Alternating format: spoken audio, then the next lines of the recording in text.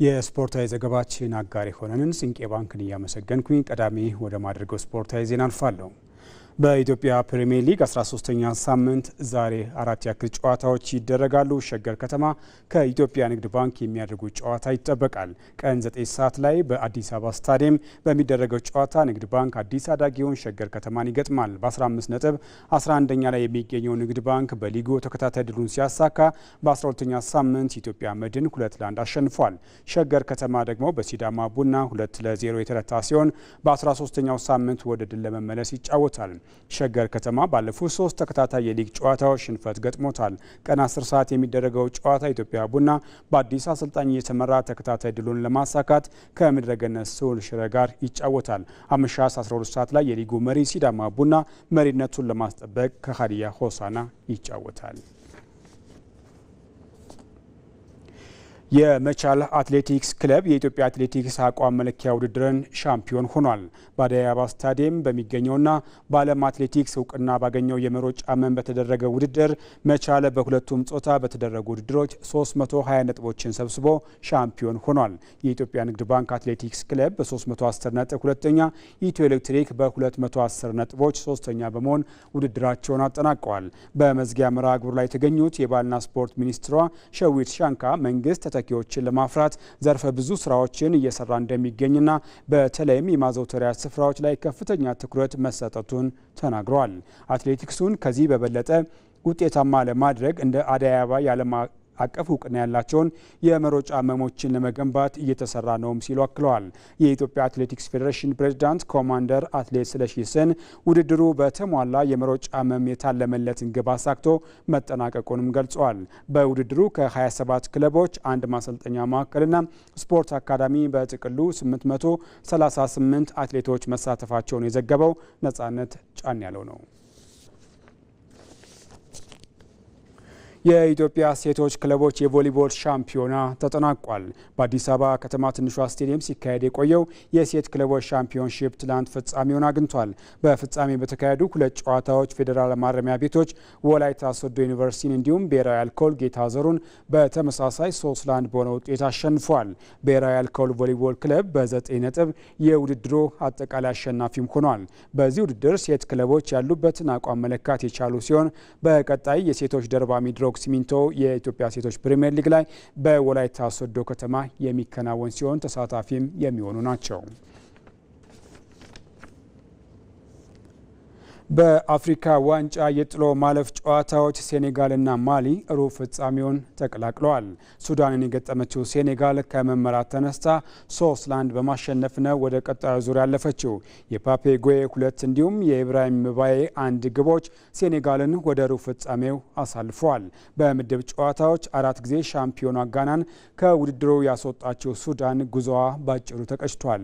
በሌላ የጥሎ ማለፍ ጨዋታ ማሊ ቱኒዚያን በመለያ ምት በማሸነፍ ወደ ቀጣዩ ዙር አልፋለች። ሁለቱ ብሔራዊ ቡድኖች በመደበኛው የጨዋታ ክፍለ ጊዜ አንድ አቻ ሲለያዩ በመጀመሪያው አጋማሽ ዋዮ ኩሊባሊን በቀይ ካርድ ያጣችው ማሊ በመለያ ምት 3-2 በማሸነፍ ሩብ ፍጻሜውን ተቀላቅላለች።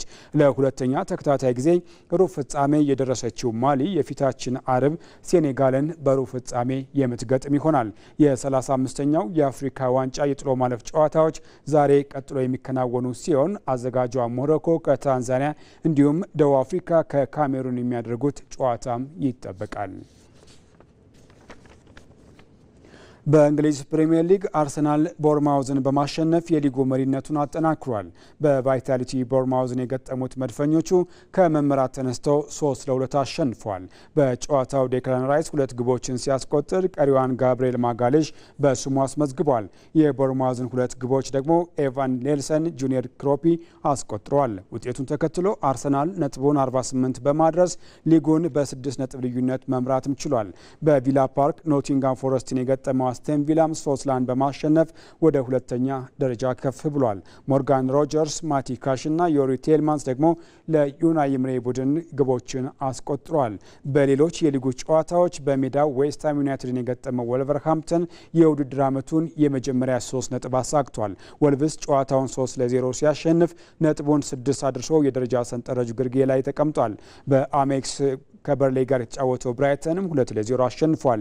ሊጉ ዛሬ ቀጥሎ የሚከናወን ሲሆን በኢታድ የሚደረገው የማንቸስተር ሲቲና የቼልሲ ጨዋታ በሳምንቱ ተጠባቂ መርሃ ግብር ነው። ኢንዞ ማሬስካን ያሰናበተው ቼልሲ ምሽት 2 ሰዓት ተኩል የሚደረገውን ጨዋታ ከ21 ዓመት በታች ቡድኑ አሰልጣኝ በነበሩት ካሉ ማፍራለን እየተመራ የሚያደርግም ይሆናል። ካለፉት 7 ጨዋታዎች በአንዱ ብቻ ያሸነፉት ሰማያዎቹ በዛሬው ጨዋታ ወሳኝ አማካያቸውን ሞሲስ ካሴዶን በቅጣት አያገኙም። ማንቸስተር ሲቲ ደግሞ ወደ ሁለተኛ ደረጃ ከፍ ለማለትና ከአርሰናል ጋር ያለውን የነጥብ ልዩነት ወደ 4 ለማጥበብ የሚያደርገው ወሳኝ ጨዋታ ነው። በሌሎች የሊጉ ጨዋታዎች ፉላም ከሊቨርፑል፣ ሊድስ ዩናይትድ ከማንቸስተር ዩናይትድ፣ ቶተንሃም ሆትስፐር ከሰንደርላንድ እንዲሁም ኒውካስል ዩናይትድ ከክሪስታል ፓላስ ይጫወታሉ።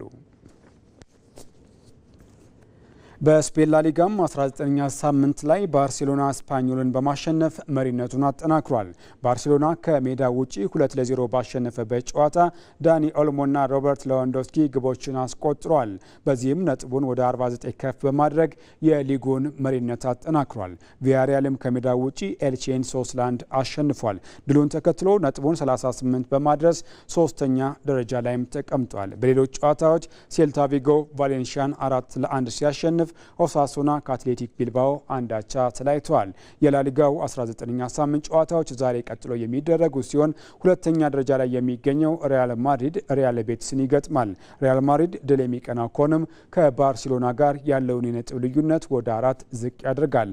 ሎስ ብላንኮቹ የ2026 የመጀመሪያ ድላቸውን ለማስመዝገብ በሚያደርጉት ጨዋታ ክሊያን ምባፔ፣ ኤደር ሚሊታውና ትሬንት አሌክሳንደር አርኖልድን ጨምሮ በርካታ ወሳኝ ተጫዋቾቻቸውን አያገኙም። ዛሬ በሚደረጉ ሌሎች የላሊጋው መርሃ ግብሮች ሪያል ሶሲዳድ ከአትሌቲኮ ማድሪድ፣ ሴቪያ ከሌቫንቴ፣ አላቤስ ከሪያል ኦቪዲዮ እንዲሁም ማዮርካ ከጂሮና ይጫወታሉ። በመጨረሻም በጣሊያን ሴሪ 18ኛ ሳምንት አታላንታ ሮማን ሲያሸንፍ ኡዲኔዜ በኮሞ ተሸንፏል። በሳምንቱ ተጠባቂ በነበረው ጨዋታ በሜዳው ሮማን የገጠመው አታላንታ 1-0 አሸንፏል። ጆርጂዮ ስካቪኒ የአታላንታን ብቸኛ የድል ግብ አስቆጥሯል። አታላንታ ነጥቡን 25 አድርሶ ደረጃውን ወደ 8 አሻሽሏል። በተመሳሳይ በሜዳው ኡዲኔዜን የገጠመው ኮሞ 1-0 አሸንፎ ተከታታይ የሴሪ ድሉን አሳክቷል። በሌሎች ጨዋታዎች ሳሶሎ ከፓርማ፣ ጄኖዋ ፒኤስ እንዲሁም ዩቬንቱስ ከሊቼ አቻ በሆነ ውጤት ጨዋታቸውን አጠናቀዋል። ዛሬ በሴሪያው ቀን 8 ሰዓት ተኩል ሲል ላዚዮ ከናፖሊ የሚያደርጉት ጨዋታ ይጠበቃል።